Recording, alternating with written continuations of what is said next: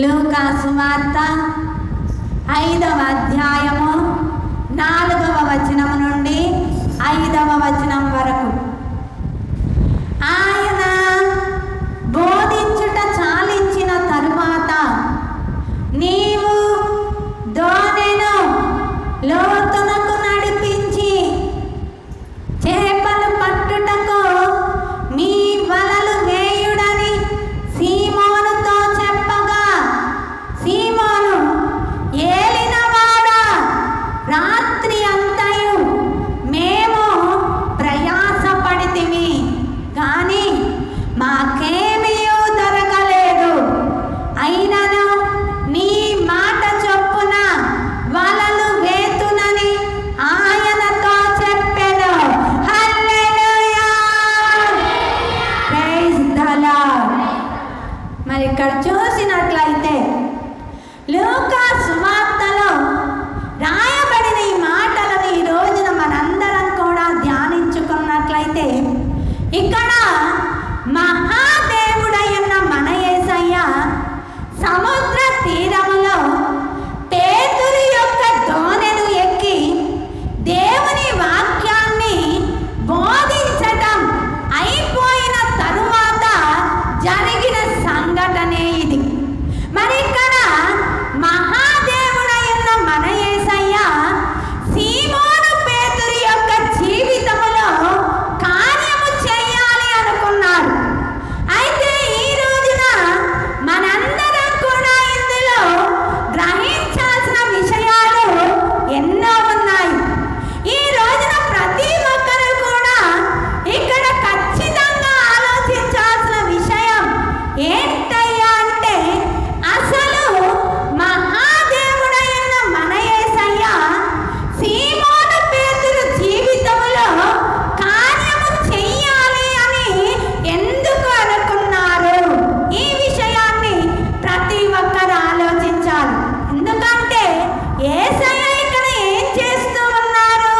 జన సమూహాలకు దేవుని వాక్యాన్ని బోధించడానికి పేతురు యొక్క దోణెను ఎక్కారు. పేతురు ఏం చేస్తూ ఉన్నాడు? యేసయ్యకు తన దోణెలో చోటుని ఇచ్చాడు. మరి ఆ విధంగా పేతురు ఎప్పుడైతే యేసయ్యకు తన దోణెలో చోటు ఇచ్చాడో, యేసయ్య ఎప్పుడైతే పేతురు దోణెలో అడుగు పెట్టారో, ఇక అప్పుడు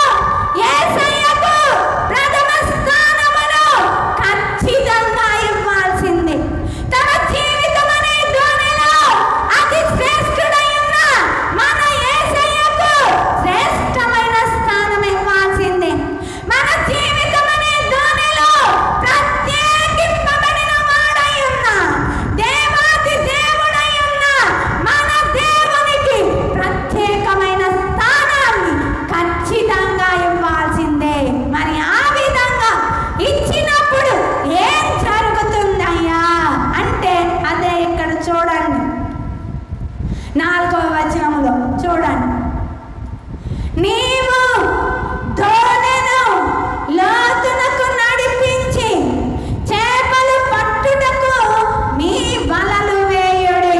హల్లెలూయా,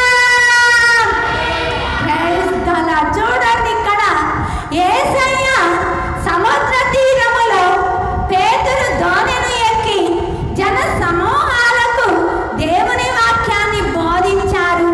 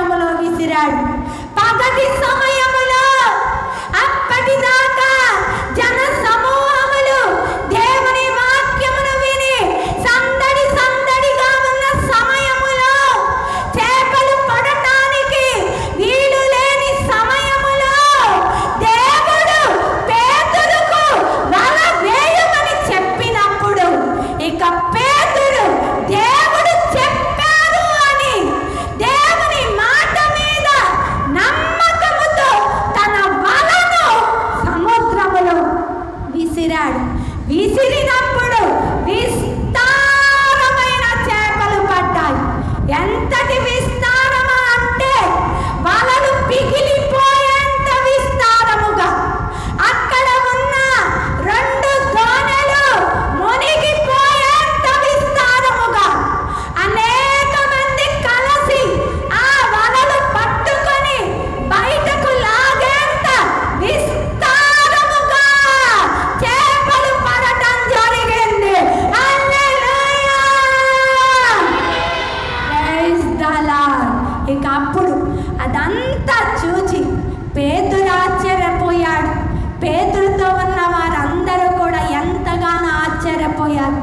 పేతురు ఆశ్చర్యపోవటంతో పాటు ఇంకా ఏం చేస్తున్నాడు చూసినట్లయితే లూకా సువార్త 5వ అధ్యాయము 8వ వచనములో, సీమోను పేతురు అది చూచి, ఏది విస్తారమైన చేపలు పడటం చూచి యేసు మోకాళ్ళ ఎదుట సాగిలపడి, ప్రభువా నన్ను విడిచిపొమ్ము, నేను పాపాత్ముడనని చెప్పాను.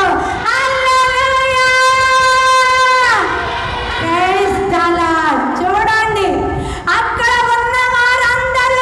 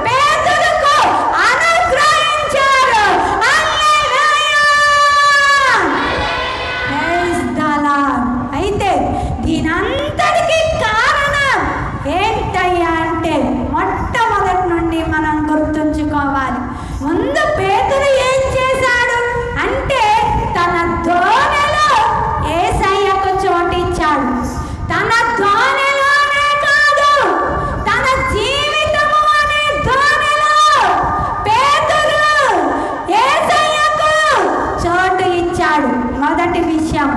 మరొక విషయము, దేవుడు పేతురు దోణిలో అడుగు పెట్టారు.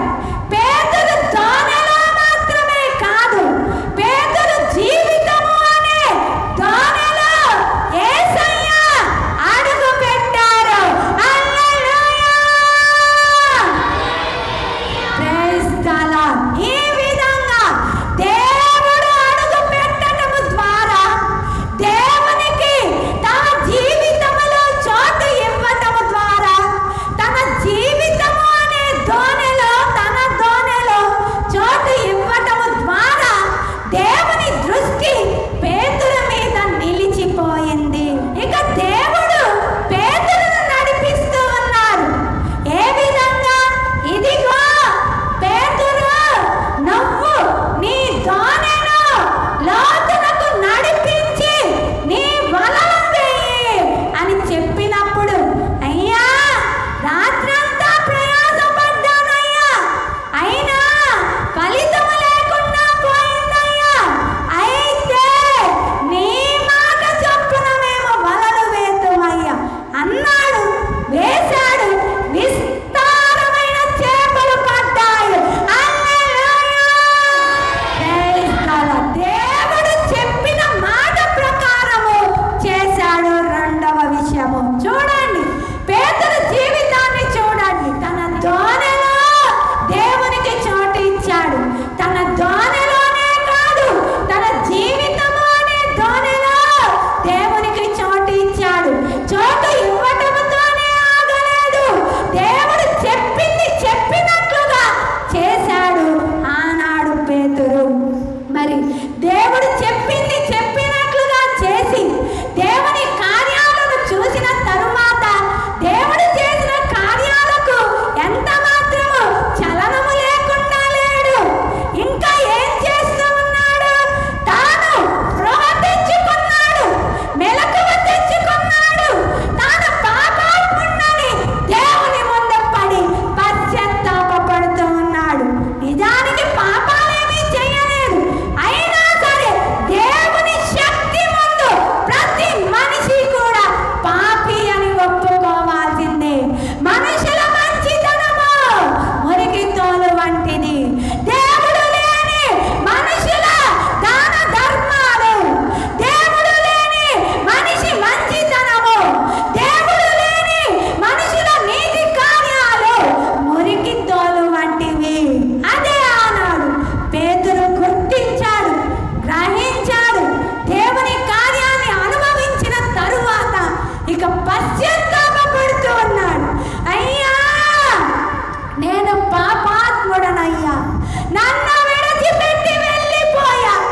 నీవు పరిశుద్ధుడవయ్యా, నాలో ఇంతటి కార్యము చేయగలిగిన సర్వశక్తిమంతుడవయ్యా, నన్ను విడిచిపెట్టి వెళ్ళిపోయా అని పశ్చాత్తాపపడుతున్నాడు. పశ్చాత్తాపపడుతూ ఉన్న పేతురును దేవుడు ధైర్యపరుస్తూ ఉన్నాడు. భయపడకు, నువ్వు మనుషులను పట్టువాడవై ఉండవు అంటున్నాడు. హల్లెలూయా, ప్రైజ్ ది లార్డ్. భూలోక సంబంధమైన ఆశీర్వాదాలతో పాటు తిరుగులేని, సాటి లేని, శాశ్వతమైన పరలోక సంబంధమైన ఆశీర్వాదాలు, ఆత్మ సంబంధమైన ఆశీర్వాదాలను, అధికారాన్ని, వరాలను దేవుడు పేతురుకు అనుగ్రహించాడు. మనుష్యులను పట్టువాడిగా దేవుడు పేతురును తయారు చేశారు. అనేక మందిని దేవుని వైపు త్రిప్పేవానిగా, అనేక మందిని దేవునిలోనికి మార్చేవానిగా, అనేక మందిని దేవుని ముందు వంచేవానిగా పేతురును దేవుడు తయారు చేశారు. కాబట్టి ఈరోజు ప్రతి ఒక్కరు కూడా ఎవరి జీవితాలలోకి వారు తొంగి చూసుకోండి. ఈ రోజున నీ జీవితం అనేది ఏ విధంగా ఉంది? నీ జీవితము అనే దోణిలో యేసయ్యకు ఎటువంటి స్థానమును ఇస్తూ ఉన్నావు?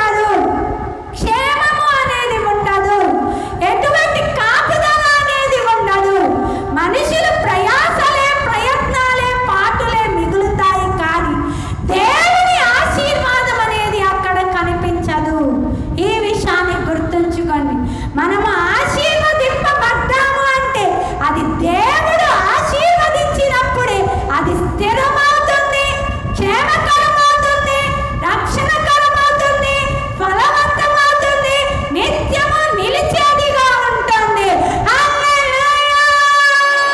Praise the Lord. కాబట్టి రోజున ప్రతి ఒక్కరు కూడా ఎవరి జీవితాల్లోకి వారు తొంగి చూసుకోండి. మీ జీవితాలలో దేవునికి సర్వశ్రేష్ఠుడై ఉన్న మన దేవునికి శ్రేష్టమైన స్థానం ఇచ్చేవానిగా ఉన్నారు. అతి పరిశుద్ధుడై ఉన్న దేవునికి ప్రథమమైన స్థానం ఇచ్చేవానిగా ఉన్నావు. ప్రత్యేకమైన స్థానం ఇచ్చేవానిగా ఉన్నావా?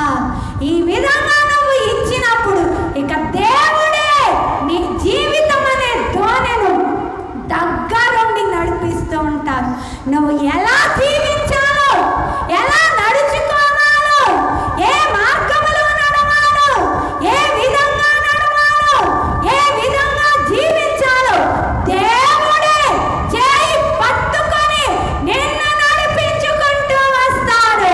హల్లెలూయా. Praise the Lord. మనకు కావలసిన జీవితం ఇదే అసలైన జీవితము.